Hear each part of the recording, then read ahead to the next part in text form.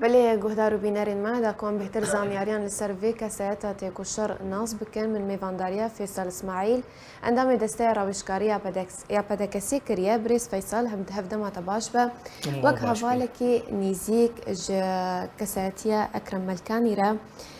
تو چل سر خباتا وید زانی و وکنگی هف ناس کر و الکودری و هف ناس کر پیشی رحمه خدا لبه كادر كي ما يقو أم بركتي بو يعني جوا كوادر يقو أم بيجن حتى نها القصادير كي نها تعويض كرن شخصية كي وكوي الباجاري دير كي هنا تعويض كرن قو خديرو لكي مظن بيت هندروي دير كده طبعا احتراما جوا كسايدين مناضلين دير الهندروي دير كده هبون في تالي ما تقول ما مستبحثات أو دورة ليس أو جي بنشاف كرن جيبورجو ظروف هات منطقي ليه ما مستك بعض قهرمان من أو ناس كر تقريبا صالح هشتي ودو هذا وقتا جو أزما بارتي شيء بود هشتي دو هذا رولك خالي صار وضعي دير كي جو حوالين جو بأزمة دشون أو رغم هندك عمري حزبي نازي ده بود كوميتا خوجهي ده بوجي الودري ليه الدورة كي خو مزانيز حفاظ صار حوالك رو كارج كر رولاوي هاتا خويا لبطة وحركاوي هاتا خويا كرن مدناس كر هذالك مالدير كي بنفينا ليه شخصي أو هي نديتو ده مؤتمر بينجا ده أمريكاسي هفدون المؤتمر ده ما هفدوديت المؤتمر دورة كوي مميز هبو نشيط بو خدي بيشنيار بو خدي نشاطك مميز بندروي كون كردجي بيشتي ويرا أم ما هفدوج نزيك ناسكر ما هفدو ناس كنا چونو هاتن يوان چيبون جمع چونكي أزد تنظيم باجير دبوم يا قامشلو دريا مطبوعاتي حزبيرة دريا دانوستاني حزبيرة جفينيت وانا چيدبون هاتن ما هفدو ديت ما هفدو هندك بهتر ناس كر باشي من ويد لجنة منطقي دطنوت وششو بيدا ما هفدو ركار كر طبعا أو بري لجنة منطقي وبري ما عضو لجنة منطقي ما هفدو ناس كر جنيزيك بون وكي أفكار وكي طرح وكي بيشنيار وكي وانا کادر کی چالاک بو کادر کی زیرک بو زانی بو پارتی چیجید خوازی زانی بو چیز پارتی رد که کادر کی يعني متقدم بود ناحية خبات ونضال وكاري خوي هندروي بارتي دا ده أزوي بهتري يعني منزيكي هادوون دما بو هات تشكيل بو لجنك بو يت رقصنامه شو أستاندي كردي سوريا يعني المجردين من الجنسية أم كتنا لجنة كده أم شون شامي أزو أو بو ما محمد إسماعيل بربرسي لجنة بو هندكش حركة كردي ما يتحالف يبون إيه هبندي يبون أم شون شامي الشامي موقفك متميز نقبا مويدة شبو مديد كادر كي حج بارتي تكيهني يكمير بالطلاقات تشتغلي والهمبري مسؤولين وقتها آخذي بميراني داخلي أم أز بشخصية حزدي منو بشيرنجي كاريب ويرنجي بيشتغل يعني دو وقتها أم شون أم بون مهفانداري خلقك الدير كي أزوينا كسي من كي شام نبو مع هاي لا من كس شام نبو وما نشون نهج أم نشون فنادق عجيج برجوهن ما حزب وضعي هنا نوكي نهابو أما هركس كسر حسب الخنيضات يعني وقتها شو جم كريا خوش كيسي خدايا طبعا نعم تاني وفديقو شوي كامل شو حاج تحالف شيء أم هريك هندك شو نجم هندك كردي ما يروجها أم شون مالا جامير كيش ديركي وقتی ام چون ویدونوشتن من مال ناس نتکر از تعریف کرم برنگه کی وکی جو از کادره کی بلگی سر مستوى کردستان سوریا تمتد من ديت يعني قدره کی دی پارتی آخوا قدره کی دی کوادری خوا قدره کی دی حوالی خوا دبون نمونش مرا جو امکارم قدره حوالی خوا بدن حوالی خوا بدن پیش حوالی خوا يعني قدر قيمتك دا بارتي زيدي اصول دو مناس كرجي وقتها ما مستا يعني رحمتي مالا خو كبو مقري حزب ده انتفاضه ده بهتر وقتي جو شي بو مالا يفكري بوش حزب را مالا مقري حزبو مقري امدادات ابو مقري دانوستاندن نقابه بارتي وبارتي ديمقراطي كردستان ده بو اكرم جوا كوادري بارتي ايجو خدمت كر بيترس اي خدمت كر بميراني اي خدمت كر بزانبون يعني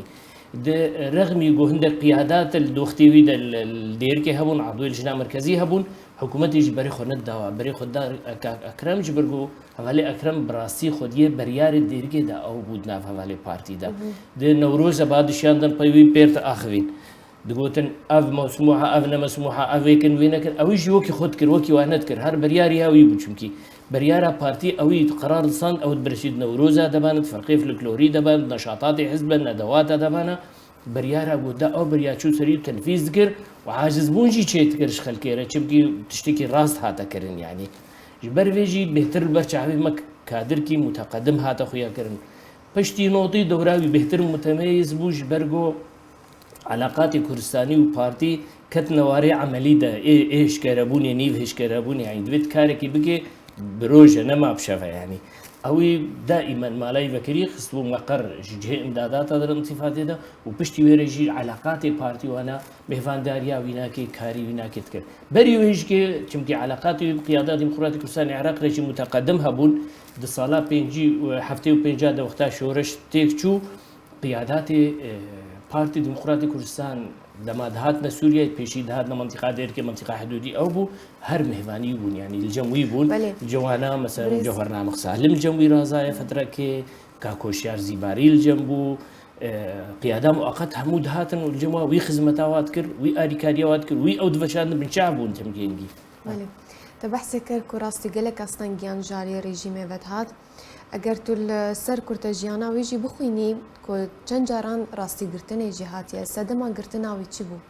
من مقول نتيجة علاقاتي متطور بشورشا كردستان يرهبون بارتي ديمقراطي كردستان وفود هاتون شو هاتنا جموينا چالاكي ويناك ميراني چالاكي تكرن ترس نذكر قيادات الديركي هبون جبرت زاني بون معلومة هبه الجموي به زاني بون جو شغلك بو بيش في كاريرا تشتك دبيستن كارك هاتي وفدك ديمقراطي هاتيا بينات حسن بشتي تشون مالا اكرمه يعني معروف بالبرشا او اكرم استدعاء كنو اكرم ايشين اكرم تعديل لكن تبيرا من جاراسيا ايمن از السر حدث حاضر من حوالي هبو نقطه جاراسيا يعني او برنا حسكي طبعا الديركي ابو عبيده او وظيفه فصل كر نتيجة نشاطاتي وحزبي بونشدا مالاينا بكري بوشكاري بارتي يعني مطبوعات بالمالاي بفرقه بالمالاي بانا جيفين بالمالاي بانا ندوات بون او بو هيانا المالاي مالا دوستي بون هوالي ودرياوي ربو جبر ويكي او ديتن خطرك السرواتشيت كي او فصل كن بحبته ما خطر من دوله جبر نشاطك السياسي بارتي كن جارا دوا نايب رام شروحات بس جارا سياسي از موجود ومنجي بجمع مستر محمد اسماعيل برسيل لجنه منطقي بو جو مرش تغلي جو صبتي مخارج خير جو والله ام دولة خصمة كغتك ده عنده يزهر محسشة ام هات المريخ وجمسة محمد اسماعيل خيس محمد اسماعيل يقول هرا وامي متابع بن كوضعيته وبيشي طبعا متابعة كي جدي هاتا كرن محمد تخسيرنا كدوية فترة ده وقيادة حزب جي شغلي دوية مسألة ده شو دوم نكر فقرها المهم بس قالك تعدل يكربون او ايشان بون يعني ظلم يكربون راستي اشكنجا بو ليه معنويات ويقلكي بلن وقوتن افا كاريني ضالب كده دوي بدي برشا عبي خروجات بما بارتي ازان مزيم قرتنا زيم كشتنا ممكن دبي شهيد دارب ممكن بس من شعب اف معنوياتي قلكي بلن باشا ما لسر خباتا ويناسكر انها متخازن لسر وكو كاريزما كسياتيا ودانوستانا ودردورا ويرا جوابو براسي وقت تشتيقو من ملاحظة كر وقت مديت هاجر تشبرس جريكا قلت هندوري بارتي دا تشيت بو وقت منطقة دير كده دوي ودريا ويرا بيحل كرن يعني او مسائل علاقاتي وي عشائري دا قلكي متطور بو يعني بدور بري عشائري دير كده علاقاوي قلكي متطور بو چمكي ثقتك بيد هاد درو نذكر وقتا كارك دغوزي كم ذكر جو تشسر كلفي باوي او كارك با خلكت ما يدير كي كساهته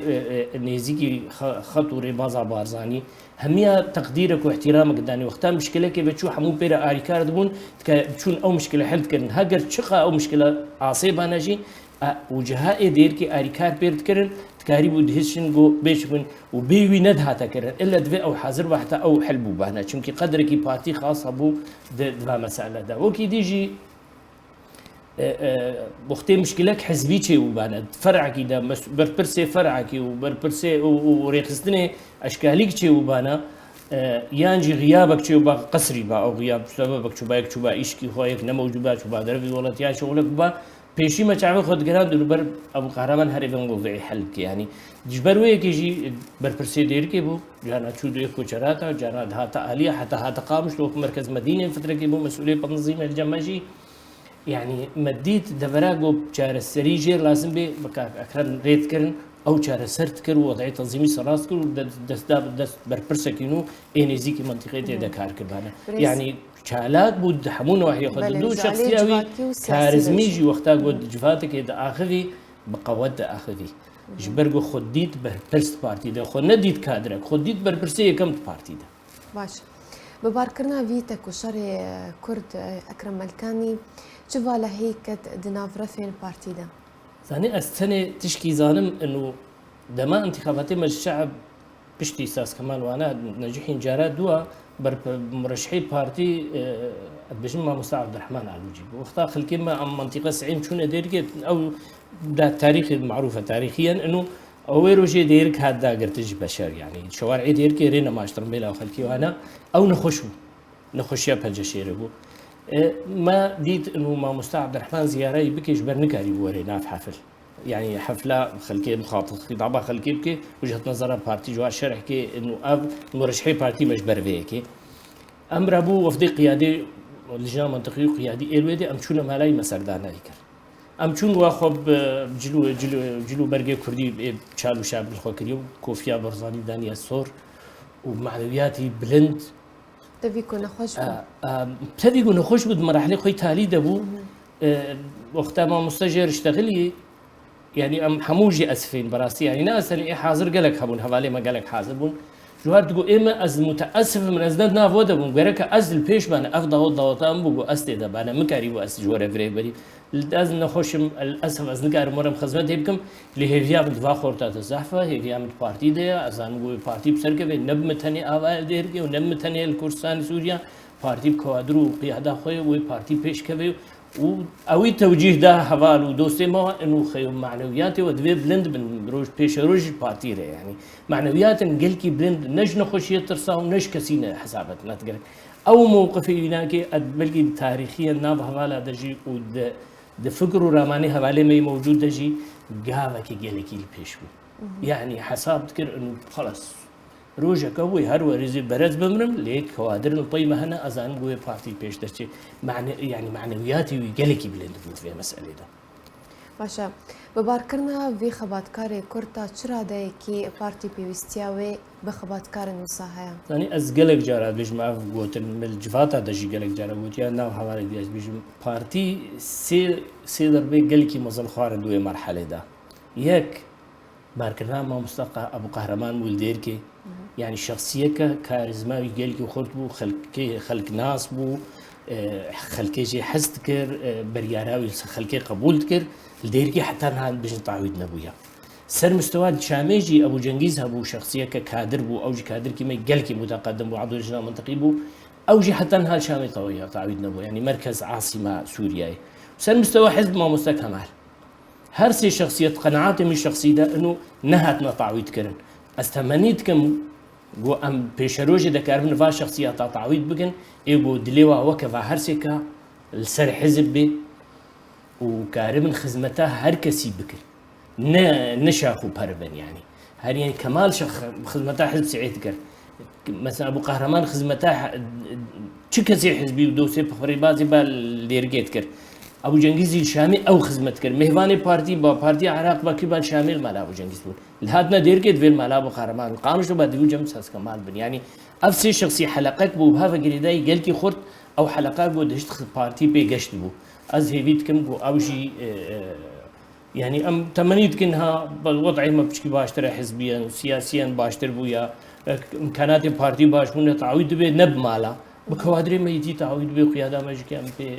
هيفيدنا تقديرك الفا كسيما بكي مستقبلي جي نتني تقديرا جو